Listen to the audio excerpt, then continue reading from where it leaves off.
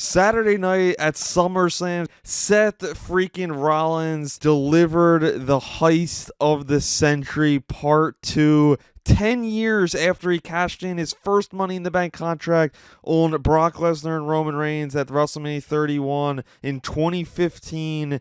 He did it again in 2025 at SummerSlam after CM Punk defeated Gunther in a nearly 30-minute grueling main event match. CM Punk won, and a couple minutes later, Seth freaking Rollins' music hit.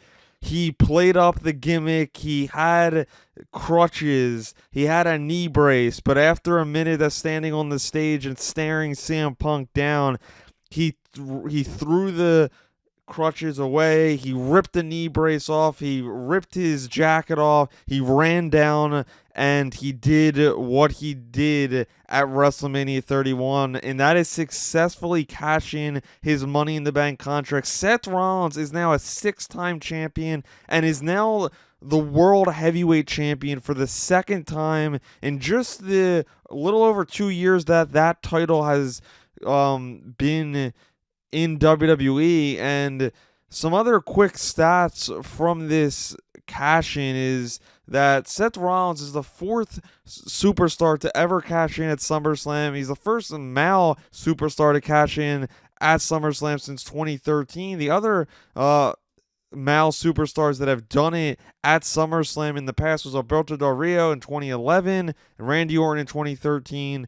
And the last person to do it, male or female, was Io Sky in 2023.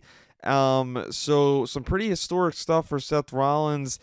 And he joins a historic list there and really has just delivered on every promise that he said when he formed this group.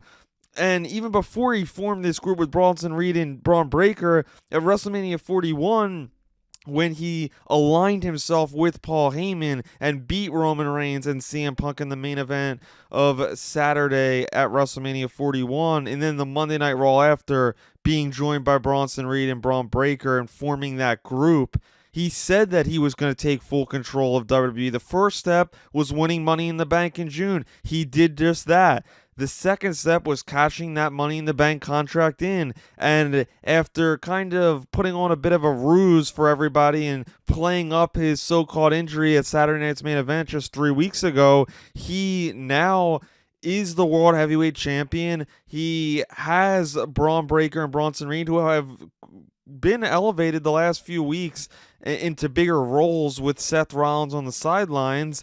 And this group is a real force to be reckoned with on Monday Night Raw and in WWE. It is really a question that people need to start to ask themselves, is who can kind of attack this group and who can try to take down this group, because it's going to take quite the kind of faction to step up to this trio of superstars with Seth Rollins and the Brawns, who are just dominant. And we'll get into the results of this event in just a minute, but staying on this with Seth Rollins, this is so significant because Seth Rollins has always been chasing Roman Reigns, and now he is, you could say, ahead of Roman Reigns because he is a champion and he has the great group behind him. The reaction at MetLife Stadium, I was there, it was just phenomenal. Anytime there's a cash-in, it is great, but this one especially because it was on CM Punk, his bitter rival. And although the thing that I kind of go back and forth with is Seth is supposed to be a heel, but everybody cheers him. Everybody cheers Braun Breaker and barks with him when he wants everybody to. So my only thing is what's the next step of getting this group heat? Because when you're supposed to be a heel faction, you need to get everyone to hate you, not sing your song, not, pop crazy when you come out. So I think that's the next step, and we have to start to ask ourselves, when are we going to see another legit match between CM Punk and Seth Rollins? Because Seth Rollins, all he did was hit CM Punk with the briefcase, beat him down before he pinned him to win the title on Saturday night.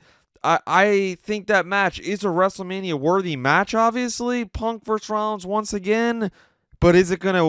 Are we gonna wait that much longer? I'm not sure. I think it will happen sooner, but how soon will that be? But running down the rest of this card, we started it off with a great tag team match. It was Roman Reigns and Jey Uso beat Braun Breaker and Bronson Reed, as I previously mentioned, and Roman Reigns did something that we haven't seen in the past. He took a bullet for Jey Uso. He took a spear from Braun Breaker, leading to Jey Uso picking up the pinfall victory in this one. That was important because the old Reigns wouldn't have done that. He stood by his family's side, and I predicted this to happen. I thought they were going to win this match. Jey Uso and Reigns are two of the biggest stars in the company. And Reigns is another guy who, before this, I thought had unfinished business with Seth Rollins. So I think they need to finish their business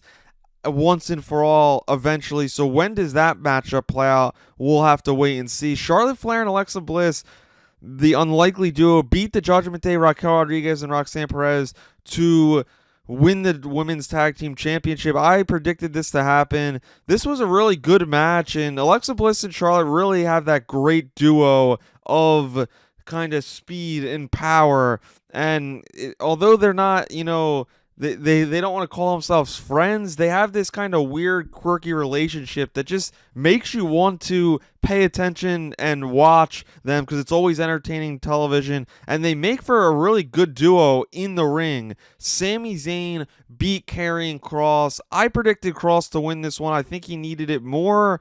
And I just don't know where they go from here because it seemed like everything was in the cards for Kross to finally get a win on a big pay-per-view or a premium live event as they are now.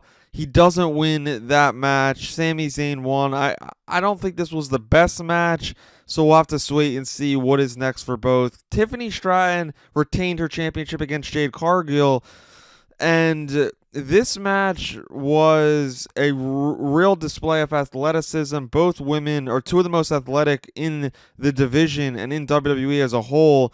I thought this match was going to be a little bit longer, but I think it gave you everything you kind of really needed. And like I said before SummerSlam, would I have liked to see Jade win? Yes, but I just didn't think Tiffany's reign was done. I think Jade still has room to grow on the mic and in the ring overall. Tiffany it's crazy to think she's becoming a little bit of a veteran when she's in there with a girl like Jade, just because she has that much more experience in WWE. So it is still Tiffy time, to say the least. Drew McIntyre and Logan Paul defeated Randy Orton and Jelly Roll in a fantastic match here, and although they lost, Jelly Roll really put on a great performance. He took a beating in there. He took a crazy frog splash off the top rope onto the table from Logan Paul and returned to his feet after that.